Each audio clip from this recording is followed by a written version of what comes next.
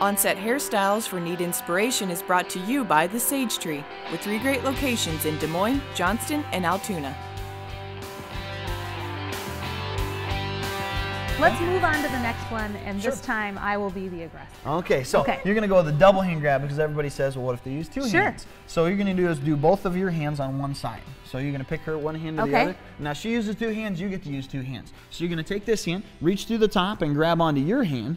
So we're just going to grab on, bend that elbow, and then you're just going to pry up towards your thumbs and around the top. Okay, I wouldn't have done that. Let's try it for real. I'm not letting go. Goes in, 1, 2, reach to the top, grab, and pull. And I'm scratching her, too, which is probably good if you do these, If you do these correctly, your wrists are going to get red after a couple times going through it because if your partner's actually holding on, the biggest mistake that people make in practicing is as soon as they start to do it correctly, then the attacker lets go. You don't want to hold on so tight you're trying to break the arm, but you want to make it a challenge for them to be able to get away and do that. And these are things I could teach my kids how to do. Exactly. I mean, they're simple and good things to know. Yeah, we start these techniques. This is our very basic self-defense that we start even with our 4- and 5-year-olds that are in class. And so it teaches them, you know, how to get away from somebody that's trying to grab them, because a lot of times they're grabbing and trying to pull them somewhere or take them somewhere. And we talk about abduction prevention and things like that too, which is a big deal. Very good.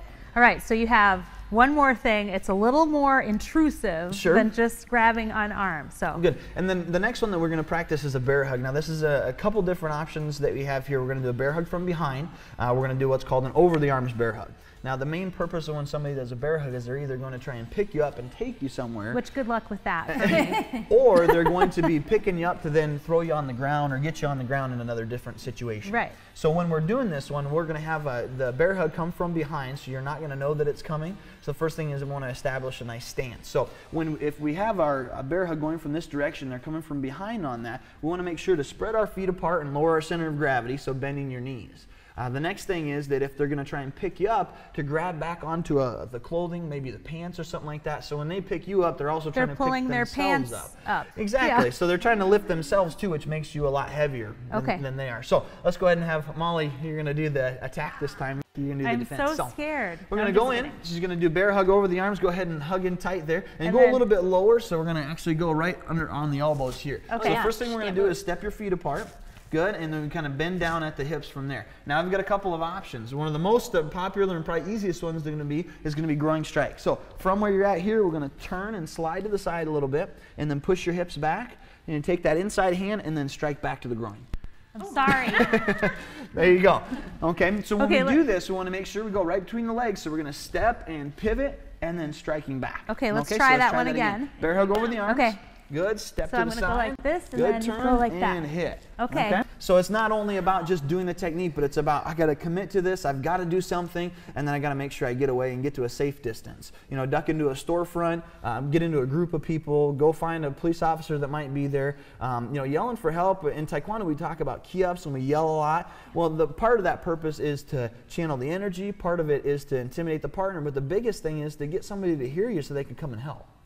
And you'll have the adrenaline as well. Oh yeah, definitely. You'll be able to do much more than you think you can, and just by doing these, even if you can't do a perfect strike or a perfect wrist escape, just doing something is going to surprise them. And again, they're looking for an easy target, so a lot of times just doing that one thing is going to trigger them to back off and kind of put them in defensive mode too. I think these are things that they're really not that hard. I suggest you try them with your family. Will probably think it's fun to hammer on each other maybe, and really good stuff so that you maybe won't be as afraid if you have to defend yourself. Brandon, thank you so much for helping us out. Thanks for joining me today. And I hope that you'll try it. When we come back on Need Inspiration, we'll be talking with Tom Conley, president of Conley Security Group, about workplace and online safety. This and more when we come back on Need Inspiration. Need your photos, slides, or home movies turned into a DVD? Just remember, put it on video. How about CD and DVD duplication? Just remember, put it on video. Creating a special digital scrapbook of your special event? You guessed it, put it on video. Put it on video is your answer to fixing, creating, digitizing, and mastering anything that has to do with audio and video. So the next time you need a professional to help you with the video or audio world, just remember, put it on video, located on University in Des Moines.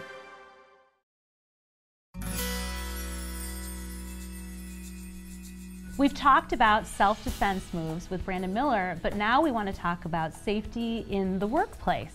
It's a place that most people have to go every day, 5 days a week, and it's easy to think that you're safe. I was really surprised to know that a lot of times the person that's attacking you, if for some reason you do get attacked, is someone that you know. And it made me realize that we don't really know what we're dealing with. So I wanted to bring in an expert, my friend Tom Conley, who owns the company, the Conley Group. They deal with security all over town, and talk about how can we be safe where we work.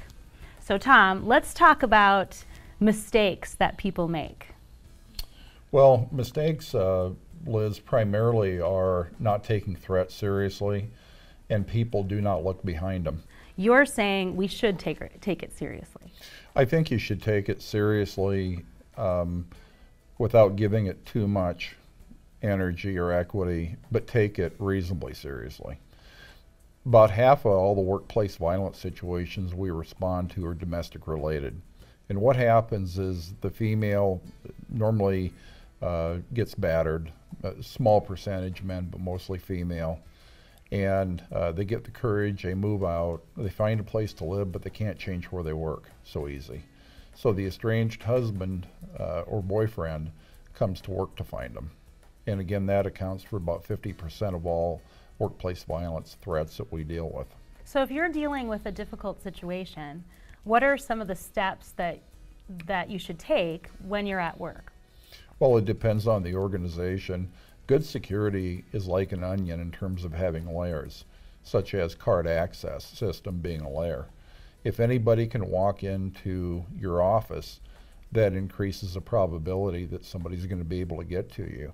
So knowing your environment, knowing how to escape, and of course being honest with your employer about potential threats so that if they see somebody coming in, that you can have advance notice.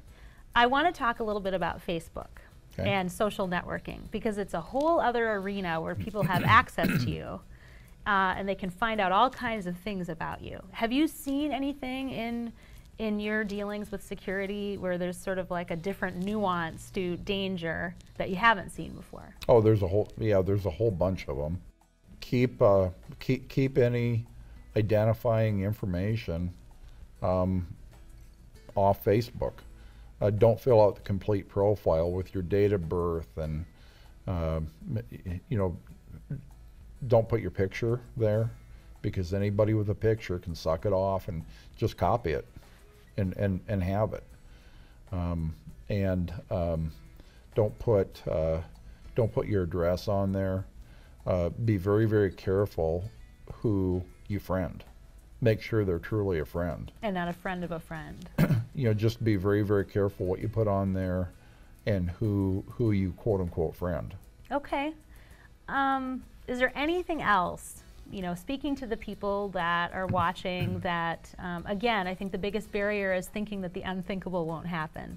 Is there anything that you want to tell them? The next, the next big wave of criminal activity is really not personal violence, it's identity theft. There's a thing just that is called the database U that the big credit agencies have.